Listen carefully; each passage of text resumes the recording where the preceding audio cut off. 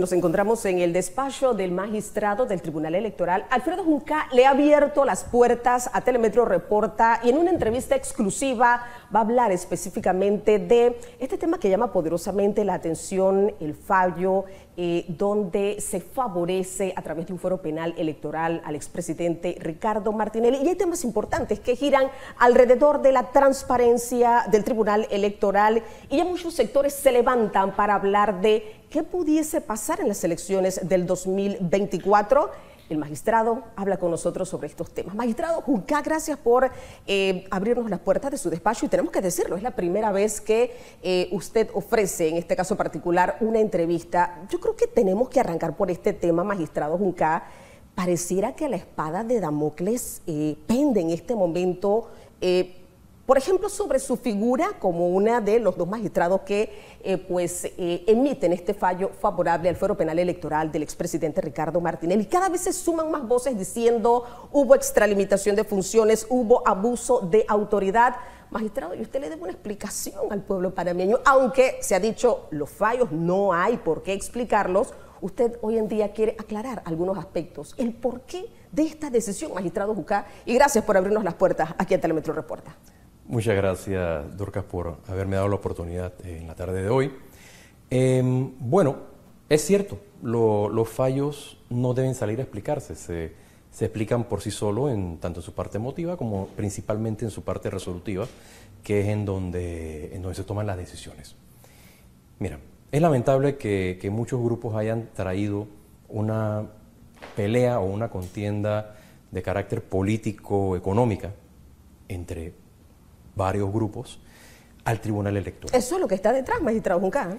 Es lo que yo estoy viendo en este momento, porque realmente, si se ponen a ver el contenido del fallo, que no lo voy a explicar, tenemos un acuerdo del Pleno en el cual nos comprometimos a no salir a explicar el fallo, pero una cosa yo sí te garantizo, cuando a mí me llegó el expediente con el proyecto, créeme que yo no lo hubiera firmado si no le hubiera dado el apoyo, pues, si no hubiese visto que realmente había una condición legal y que el proyecto era correcto.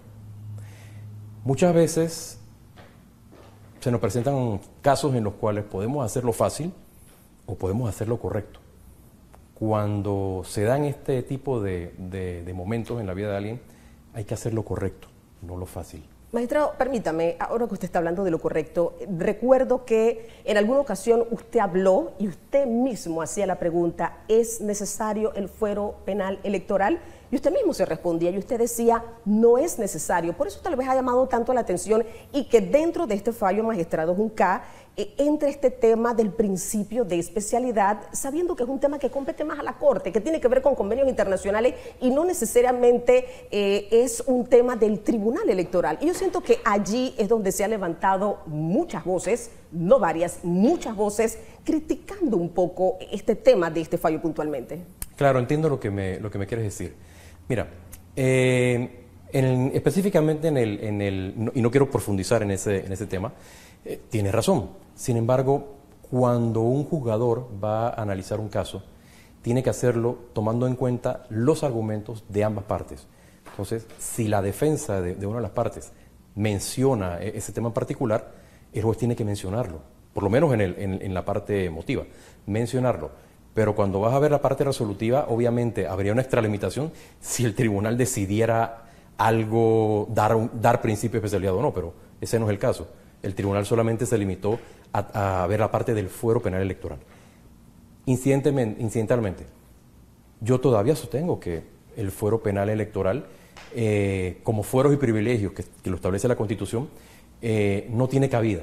Pero mientras sea ley de la República, los magistrados estamos obligados a aceptarlo, acatarlo y cumplir con la ley. A eso me refiero yo con hacerlo fácil o hacerlo correcto. Si la ley lo establece, tenemos que respetar la ley. Yo como magistrado no puedo elegir qué leyes cumplo y qué leyes no cumplo. Pero aunque no esté correcto, magistrado, entonces usted, como la ley lo establece, usted lo haría. Explíqueme eso un poco. Se supone que es hacerlo correcto. Hacerlo correcto es cumplir la ley. Lo que se espera de un juez o de un magistrado es que cumpla con la ley.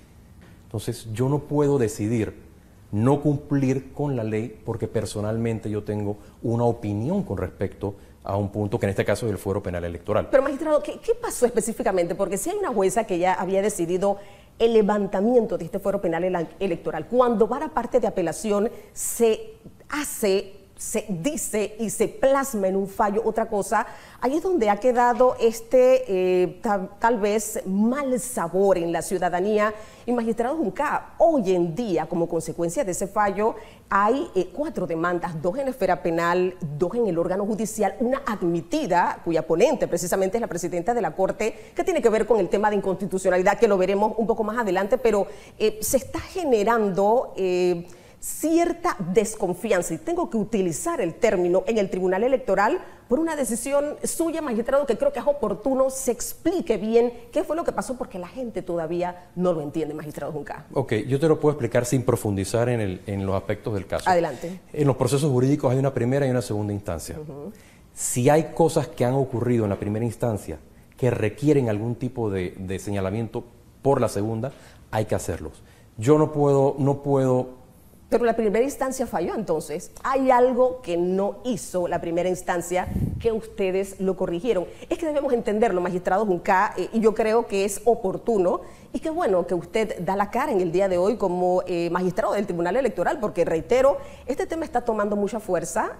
Ahora le voy a comentar sobre un grupo que tiene personas prominentes de nuestro país, Repensar Panamá, donde ellos están solicitando o se unen a esas voces, magistrados que están hablando una solicitud de destitución de su persona y también del magistrado Heriberto Araúz. Por eso digo, no es un tema fácil, aquí estamos hablando de democracia, aquí estamos hablando de confianza, tal vez de una de las pocas instituciones en nuestro país que creo todavía goza de esa confianza, pero que está ahí en el ojo del huracán. Magistrado, por favor explíquenos este aspecto, ¿cuál fue ese detalle, ese elemento tal vez que hace que ustedes tomen esa decisión?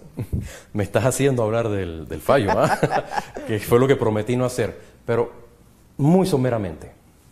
Sí, hubo un elemento de denegación de justicia en la primera instancia que fue señalado en la segunda, y es la razón por la cual se revoca la sentencia. Mira, nosotros como magistrados no podemos tomar decisiones en base a la calidad de la persona. O sea, no puede haber una justicia para uno y una justicia para otro. La justicia tiene que ser igual para todos. Entonces, si yo recibo un expediente y yo estoy viendo que hay algo que está mal, ¿cómo puedo yo pasar por alto y decidir no cumplir con la ley? ¿Pero que estaba mal, magistrado? Precisamente el caso de denegación de justicia. Hay ciertos procedimientos que deben llevarse adelante que no se llevaron a cabo. A ver si lo entiendo un poquito. De las dos partes se tomó en cuenta una y tal vez no se prestó atención a lo que tenía que decir, en este caso, la defensa del señor Martinelli. Allí es donde viene este tema de nulidad que ustedes trataron de corregir en la apelación, solamente para tener un poco claro. Veo que leíste el fallo. Es precisamente eso. Cuando uno como juez va a tomar una decisión, tiene que tomar los argumentos y las pruebas de todas las partes, especialmente cuando se trata de un... Pero entonces falló la primera instancia. Sí, falló la primera instancia, no me quiero adentrar más en eso. Lo que sí es peligroso aquí son los ataques en contra del Tribunal Electoral. Créeme que hubiese sido cualquier otro actor, cualquier otra persona, inclusive cualquiera de los que están ahora mismo firmando en estas listas, resoluciones, cualquiera de ellos, yo velaría porque se cumpliera el debido proceso en un caso para ellos también. Esa es la seguridad que tiene que darle un juez a las personas. Es decir, tú tomas la decisión no en base a circunstancias políticas, tú tomas las decisiones en base a circunstancias jurídicas. Por eso es que yo no soy un político, soy un magistrado. Entonces, yo en este momento tengo la investidura del juez, y la investidura del juez me obliga a mí a acatar la ley. Entonces, si no podemos comprender esta máxima legal, tenemos un serio problema. Entonces, yo pienso que no es la primera vez, pues también vi que algunas personas han dicho que se ha echado por la borda 30 años de jurisprudencia, y eso no es cierto. Desde el año 2016, antes de que yo fuera magistrado, ya el Tribunal Electoral, por lo menos en 8 ocasiones distintas, ha tomado decisiones similares a esta en otros casos. Magistrado Junca, si esto es así, ¿por qué el magistrado Eduardo Valdés Escoferi salva su voto y él declara esto como improcedente? ¿Por qué no hubo un voto unánime por parte de los 3 magistrados? Por la misma razón que en otros casos, como los expedientes 209, como le llamamos acá, yo he salvado mi voto y no estoy de acuerdo con el planteamiento del resto de los colegas, pero eso no hace que la resolución de ellos valga menos, simplemente yo tengo un planteamiento distinto. En un organismo colegiado, los magistrados podemos estar de acuerdo, podemos no estarlo, pero al final seguimos unidos por la democracia. Esto no significa que hay un sesgo o una grieta o que somos enemigos, muy por el contrario, estamos unidos por la democracia. No siempre las decisiones y siempre que un magistrado debe tomar una decisión va a haber una parte que gane, una parte que pierda. Entonces, la parte que pierda siempre va a ripostar. El problema es que si no lo hacemos responsablemente, y mira que no he dicho que no tengan derecho a hacerlo, tienen todo el derecho. Mucho se peleó en este país desde el año 1990, y mucho antes, desde los años 80, por la democracia que tenemos en este momento. Y en virtud de esa democracia que vivimos, es que ellos pueden decir, hacer, demandar, denunciar, todas estas cosas. Es parte del sistema. Y yo puedo no estar de acuerdo, pero yo respeto mucho eso y confío en el criterio de la Corte Suprema de Justicia, porque está muy claro lo que está sucediendo aquí. Entonces, a mí me parece lamentable lo que está pasando, porque en momentos en que tenemos que salir a defender nuestra democracia, iniciando el proceso electoral, estamos viendo que lo que hay es una pelea político-económica entre varios grupos. Entonces, yo lo que les pido es que esta pelea la lleven a la instancia que corresponde, no a la instancia electoral, porque el Tribunal Electoral tiene que dedicarse a lo que hace mejor: servicio al cliente, elecciones y, sobre todo, garantizar que la justicia es igual para todos. Claro, permítame, magistrado, porque precisamente, mire, aquí tengo el pronunciamiento de este grupo Repensar Panamá, y dentro de lo que ellos señalan, ellos dicen: Repensar Panamá ve con mucha preocupación el agravamiento de la crisis institucional que por décadas ha venido erosionando casi todos los aspectos de la vida política, económica, social y cultural de nuestro país, en particular el inicio del calendario con miras a las elecciones generales del 2024 ha sido marcado por hechos que atentan contra el futuro de la débil democracia panameña, cuyo debate resulta ineludible. Aquí voy. El fallo de 2 magistrados del Tribunal Electoral,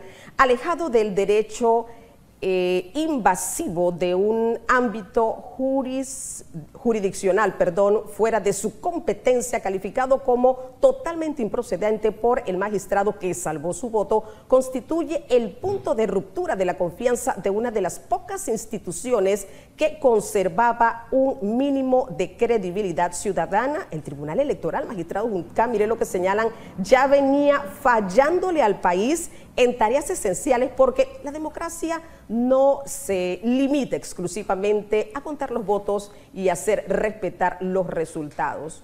Bueno, parte de lo que ellos están señalando aquí, y ellos se suman a las voces, resumo esto, se suman a las voces que están solicitando su destitución. Ahora, yo reitero esto, magistrado Junca, hay recursos presentados ante varias instancias. Uno de ellos fue admitido, un recurso de inconstitucionalidad, una demanda. ¿Qué pasa si fallan a favor? ¿Cómo quedarían los magistrados del Tribunal Electoral, en este caso usted y el magistrado Heriberto Araúz? Yo creo que esto llama poderosamente la atención y no hay que perder de vista, magistrado, que pareciera que esta decisión que ustedes toman en este fallo específicamente afectar a la credibilidad y la confianza del Tribunal Electoral, porque esas son las voces que se han levantado y hasta este momento un magistrado del Tribunal Electoral sale a explicar o por lo menos a dar la cara en este aspecto. Bueno, vamos por partes. Primero que todo, el comunicado de este grupo, yo estoy de acuerdo con ellos en varios puntos de ese comunicado, empezando porque sí tenemos una crisis de valores institucionales. Pero estos valores institucionales no le corresponden solamente a los funcionarios públicos, sino también a los miembros de la sociedad civil. O sea, esto es un esfuerzo de todos. Yo no pienso que un fallo del tribunal que no le ha agradado a algunos grupos sea un punto de ruptura de la democracia. Lo que sí es un punto de ruptura para la democracia es que quieran amenazar, quieran coaccionar, porque hemos recibido todo tipo de presiones aquí en el tribunal, quieran mantener a los magistrados amedrentados para que no puedan tomar decisiones con libertad. Pero le han amenazado, magistrado, con por supuesto que sí, todos los días es una amenaza nueva. Lo ves en redes sociales, lo ves en los medios de comunicación. Sí, pero una llamada a usted personalmente, ¿hay alguien que lo esté amenazando? Hasta allá no voy a llegar. Hasta allá no voy a llegar. Yo pienso que nosotros lo que tenemos que hacer es un gran esfuerzo por preservar nuestro sistema. Yo estoy de acuerdo con ellos. Tenemos que trabajar, pero tenemos que trabajar juntos.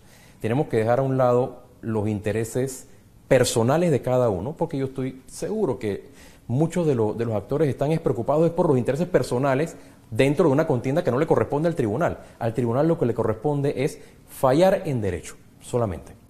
¿Podemos estar a lo interno nosotros los magistrados de acuerdo? Sí, podemos estar en desacuerdo también. ¿Qué pasa si la Corte decidiese que hay algún viso de inconstitucionalidad en el actuar? Pasaría lo mismo que ocurrió en el 2017, con varios casos de candidaturas del periodo pasado, lo que pasó con las candidaturas del Parlacén también con la Corte Suprema de Justicia. Siempre existe la posibilidad de que un organismo superior, y ese es el sistema, tome una decisión revocatoria, así como tomamos nosotros una decisión revocatoria sobre el fallo de un juez. El tribunal, la Corte Suprema, podría tomar una decisión que en este caso no sería revocatoria, sino sería de inconstitucionalidad, porque la demanda de inconstitucionalidad no es una tercera instancia, ya la Corte lo ha dicho en muchas ocasiones. Al final yo confío en la Corte Suprema de Justicia. O sea, yo confío en que ellos van a tener claro qué es lo que está sucediendo aquí. Yo invito a todas estas personas que están elevando su voz, alzando su voz, porque están inconformes. Que son muchas, magistrado. Sí, que son muchísimas. Pareciera que la única persona que le ha agradecido a usted públicamente es el expresidente de la República, Ricardo Martinelli, magistrado. No y créeme que ni siquiera he visto esos agradecimientos, porque no estoy para recibir agradecimientos. No estoy para eso. Yo lo hubiera fallado de la misma forma si hubiera sido él o hubiera sido otra persona. Lo que te quiero decir es que hay que invitar a todas estas personas que están alzando sus voces a que continúen alzándolas. Mira, cada cosa que mencionan, cada crítica, realmente a mí, en lo que motiva a mi persona, es mejorar y seguir haciendo un buen trabajo. Te pongo un ejemplo claro. El proceso de revocatoria de la Alcaldía de Panamá. Magistrado, pero antes de entrar a ese tema, que vamos para allá también, por las declaraciones que ha dado el alcalde en este momento, mire, planteo este escenario y me gustaría conocer su opinión, porque cuando fuimos al tema de la primera instancia y el por qué ustedes toman la decisión, era por un tema de que se había dado un proceso de negación. Traducido habían dos elementos, se toma, tal vez, no sé si el término sea correcto, unilateralmente la decisión de levantar ese fuero y la parte de la defensa no se toma en cuenta. Magistrado Junca, si en esa primera instancia se hubiese hecho esa evaluación como debía de hacerse y la decisión al final hubiese sido de todas maneras levantar el fuero, y eso pasa a la parte de apelación, ¿cuál hubiera sido la decisión suya en este caso particular? ¿Cómo te respondo esa pregunta hipotética? Porque creo que es válida, ¿no? Yo creo que yo debo responderte de todas maneras. Y mis colegas se van a molestar mucho conmigo. Pero obviamente, si ya yo te dije que cuando yo recibo el caso, veo que hay una denegación y es por eso es que decido darle el apoyo. Tú me dices que hipotéticamente, si eso no se hubiera dado, ¿cuál hubiese sido mi fallo? Por supuesto que hubiese sido del lado del derecho. De la misma manera, del lado del derecho. Habría que mantener entonces la resolución de primera instancia. Levantar el fallo. Si eso no hubiera pasado, el magistrado Alfredo Junca hubiera mantenido el tema de levantar el fuero electoral. Por supuesto, Dorcas.